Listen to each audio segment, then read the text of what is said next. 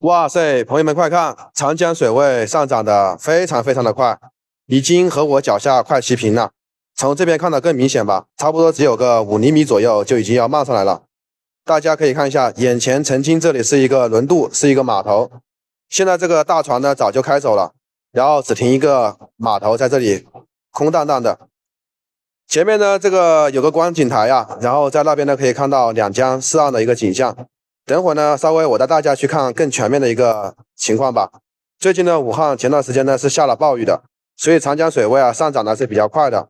我记得早些年的时候啊，这个水位呢它是不涨反降，今年呢就感觉突然很多人适应不了嘛，因为好几年都没有这么大的一个江水了。我现在所在的位置是湖北省武汉市硚口区与江汉区的交界处，那边呢是属于硚口，我脚下呢属于江汉区。然后大家可以看一下这个观景台啊，这个水位啊已经上来了。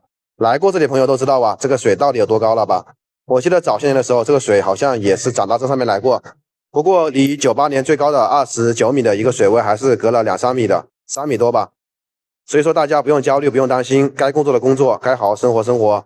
我现在就在长江与汉江的交汇处，这里呢就是武汉非常有名的景点龙王庙，对面就是武汉的黄鹤楼，还有长江大桥。我脚下的这个水啊，可以看到已经把这个扶手啊给它淹了一半了，一半都浸泡在这个水里面，看起来是不是挺壮观、挺震撼的？你看这个水位明显在下降，因为从这个石墩上面，你就能明显感觉到，曾经这个水啊泡上来过，然后现在这个水呢是在呈下降的一个趋势。朋友们看到明不明显？如果说浸泡过后，这个水就会上升嘛，然后最高涨了多少？现在水位在下降，所以说呢，大家不用担心，不用焦虑。我现在呢，给大家环顾一周，看一看武汉的长江边的一个真实的一个情况。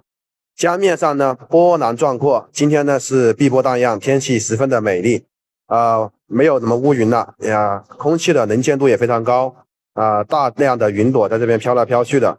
大家可以看到，好像昨天呢有个桥呢，杨市港长江大桥下面有很多轮渡比较高点的，在那边停船观望，因为过不去嘛，怕撞到这个桥上面去了嘛，对不对？这个水面一升高啊，这个船只了高的话就无法从上面正好跨过去嘛。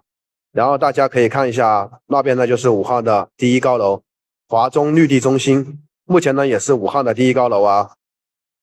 好了，现在可以看一下这上面的是一个什么情况。我现在呢站在这个位置啊，景色真的是非常好，空气吹的是非常的那个微风啊，拂面的感觉让人心旷神怡啊。然后在这边呢，也能看到武汉的长江大桥，这座大桥也是我国首座公铁两用大桥。有一句话这样赞美它的：一桥飞架南北，天堑呢变通途。从北京去广州都要经过这个大桥，从广州去北京的话也要经过这个大桥。由南到北，由北到南。大家可以看一下这岸边的扶手这里啊，就是我刚刚片头所拍的地方。大家可以看一下这个水位啊，和我刚刚上来的时候又下降了一点点。不得不说，这个水啊，来势匆匆，去也匆匆，真的是我们要对大自然有敬畏之心啊！朋友们，你们说我说的有没有道理？觉得有道理的给我点个赞，没有道理的说说为什么，在评论区留言。也希望大家能给我点一个赞，点一个支持，您的支持啊，就是我更新最大动力。看看长江上面的轮渡啊，正在缓慢的行驶当中。站在这里啊，能够把武汉的两江三镇看的是一览无余啊，心情呢自然就好了。看看对面的高楼啊，确实是数不胜数。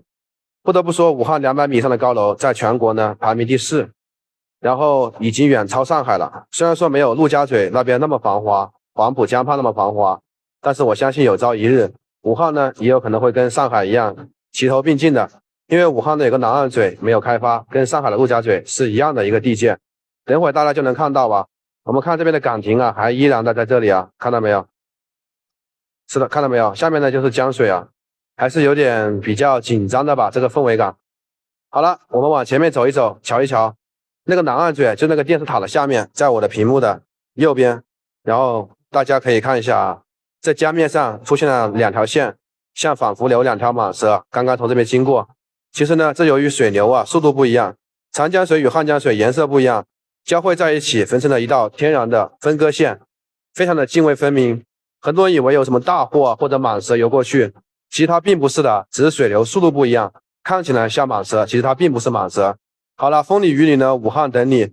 本期视频呢就要和大家告一段落了。关注我，下个节目更精彩，拜拜。